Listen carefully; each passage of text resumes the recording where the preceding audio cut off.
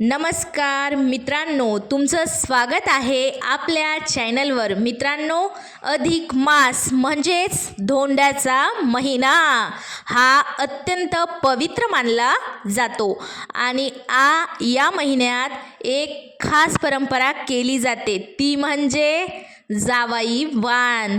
पण अनेकांना प्रश्न पडतो, जावई वाण म्हणजे नेमकं काय, कधी द्यायचं, कसं द्यायचं, कोणत्या वस्तू लागतात आणि कोणती चूक टाळावी।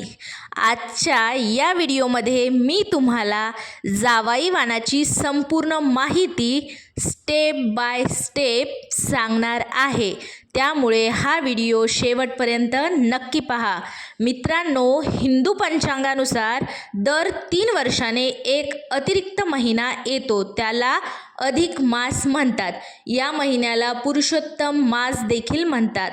भगवान विष्णूंना हा महिना अत्यंत प्रिय मानला जातो।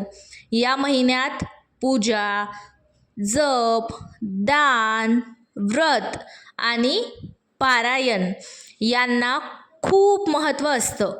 असं मानलं जातं की या महिन्यात केलेले पुण्य अनेक पटींनी वाढून मिळतं आणि म्हणूनच या काळात अनेक ठिकाणी जावई वाण देण्याची परंपरा आहे।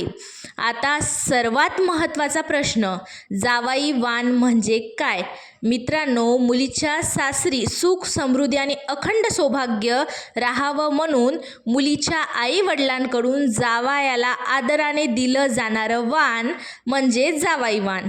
ही फक्त भेट नसते, तर प्रेम, आशीर्वाद आणि संस्कार याचं प्रतीक असतं। पूर्वीच्या काळात लोक अत्यंत श्रद्धेने ही परंपरा करत असत। जावई वाण दिल्याने नात्यात प्रेम वाढतं, घरात सुख शांती येते आणि पुण्य लाभतं असं मानलं जातं। आता प्रश्न येतो, जावई वाण कधी द्यावे? अधिक मासात कोणताही शुभ दिवस निवडला जातो।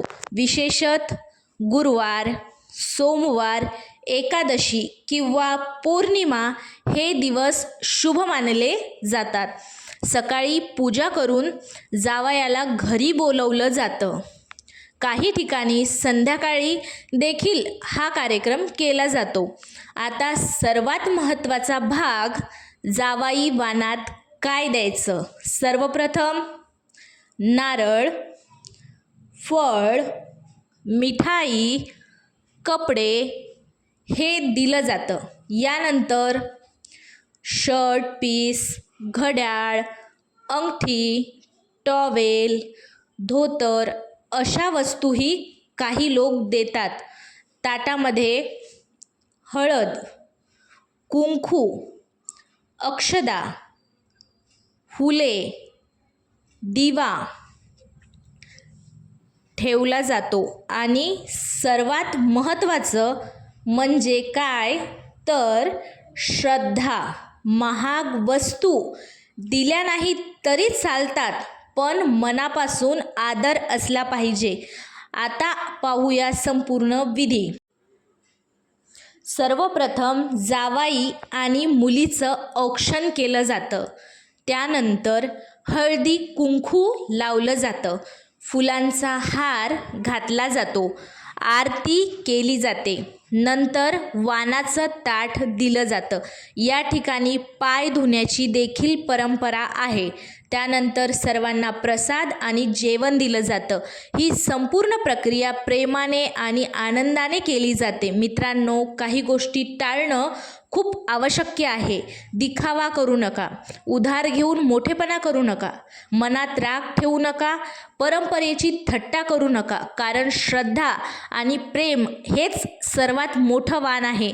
मित्रांनो, आजच्या धावपळीच्या जीवनात अशा परंपरा आपल्याला नाती जपायला शिकवतात। अधिक मास हा फक्त धार्मिक महिना नाही, तर कुटुंबाला जोडणारा एक सुंदर संस्कार आहे। तुमच्या घराई जावई वाणाची परंपरा आहे का? कमेंटमध्ये नक्की सांगा आणि हा व्हिडिओ आवडला असेल तर लाईक करा, शेअर करा आणि आपल्या चॅनलला सबस्क्राईब करायला विसरू नका। जय श्री विष्णू, जय स्वामी समर्थ। हर हर महादेव.